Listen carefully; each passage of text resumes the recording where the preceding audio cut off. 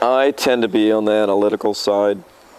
I try to analyze my decisions and then usually simplify them down to a 50-50 or 30-30-30, like left or right, straight.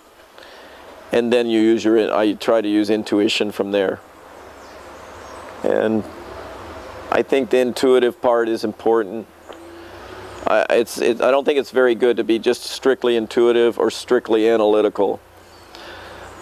If you're an intuitive pilot using some analyzation, or an analytical pilot using some intuition. And the example of this is the classic battle between Manfred and Thomas. And Thomas was the analytical pilot, very analytical, using a little intuition. And Manfred is the intuitive pilot using a little analyzation.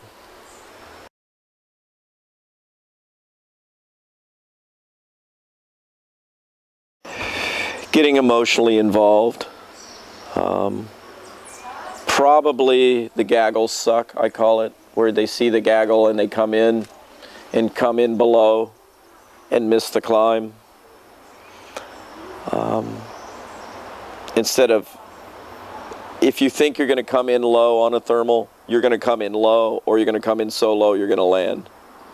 But you go anyways. So it's these emotional issues that are affecting your judgment calls because you want it so bad. Another thing is when the top pilots are very good, anyone can see that the conditions are getting better and push harder. It's very difficult to know when you're pushing hard to slow down, put the brakes on, and back off. This is what most of the top pilots are very good at. Towards the end of the day, going, it's changing, the racing has to stop, now I just have to get there.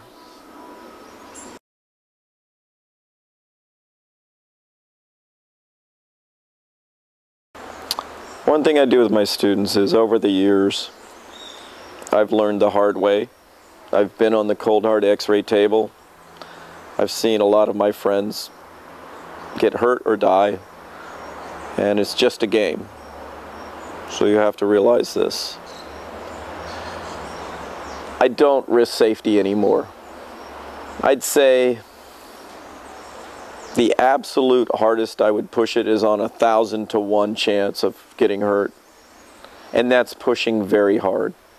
It's pushing it too hard.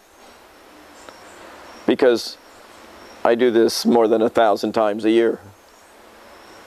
You're really pushing the envelope at 1,000 to 1 chance of getting hurt. It should be more like 1 in 100,000, which is probably the same as driving your car.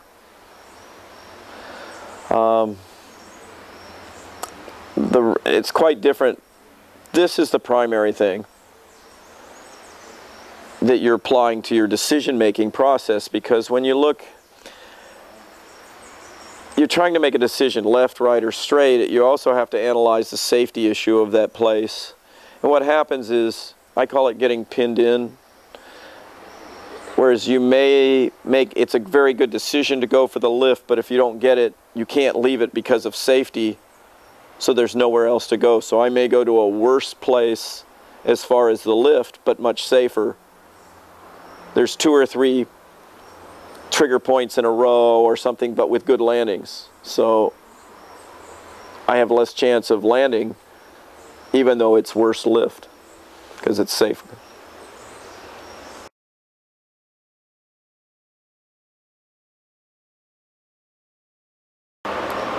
Actually, I'm trying not to fly the really big air anymore. I'm tired of it. I'm very good at it. I've got a lot of experience, a lot of time in the Owens Valley, places like that, Serra.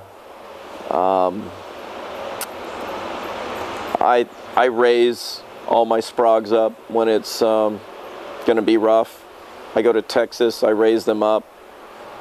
Lorania, the Alps, the Sierras, I raise them up and don't worry about the glide. I'd rather have the confidence levels. The other thing is tumbling, a lot of times, to me, you don't always see it coming, but you know the air, and you've assessed the risk already of tumbling.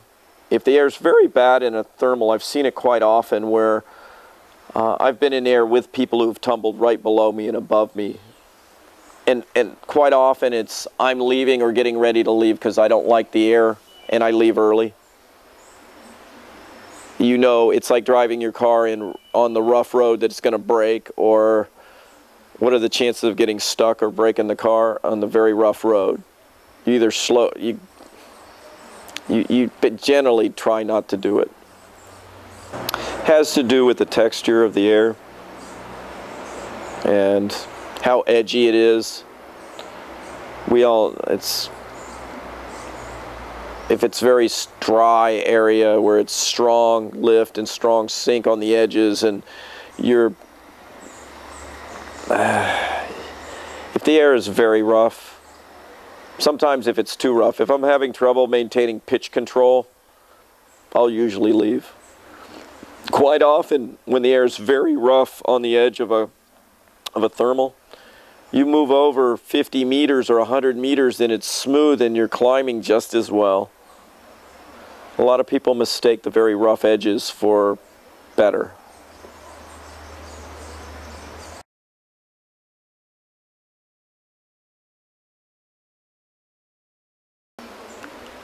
Pretty much to be a top guy, you have to have 5 to 7, 8 years.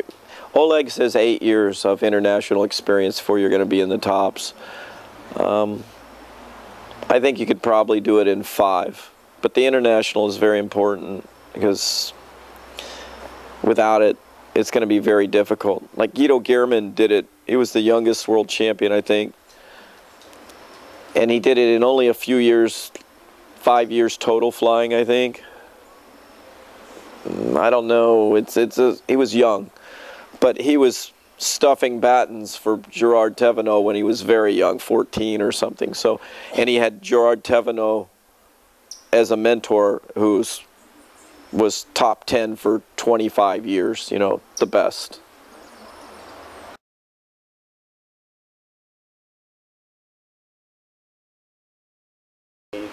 This meet was quite different, this world meet, than quite a few. The conditions were very weak. Most people have a certain strength in their flying, whether it's weak conditions, strong conditions, racing hard, as we said, on short tasks or long tasks. And what we ended up with very wet conditions, so it was wet, low, and windy, which the British are very good at because they fly every day in low, wet, windy conditions, and it made them quite strong this year.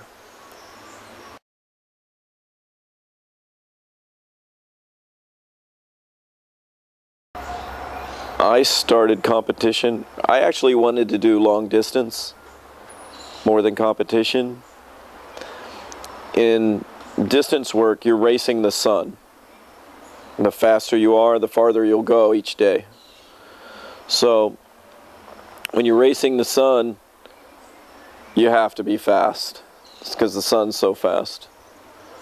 So the competition will make you faster in order to cover more distance, because you'll never set a record going slow. Where else, what other sport can you participate and race with some of the best in the world, even though you're not the best? I mean, if you're in Formula One, only the top drivers are there.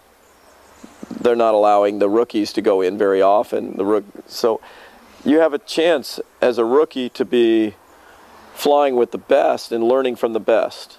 And people are very willing to share the information and help you quite often. So these top pilots, don't be afraid to ask them, hey, when we were together and you left, what did you see? Because normally they'll be glad to share this information with you, and you'll learn very quickly.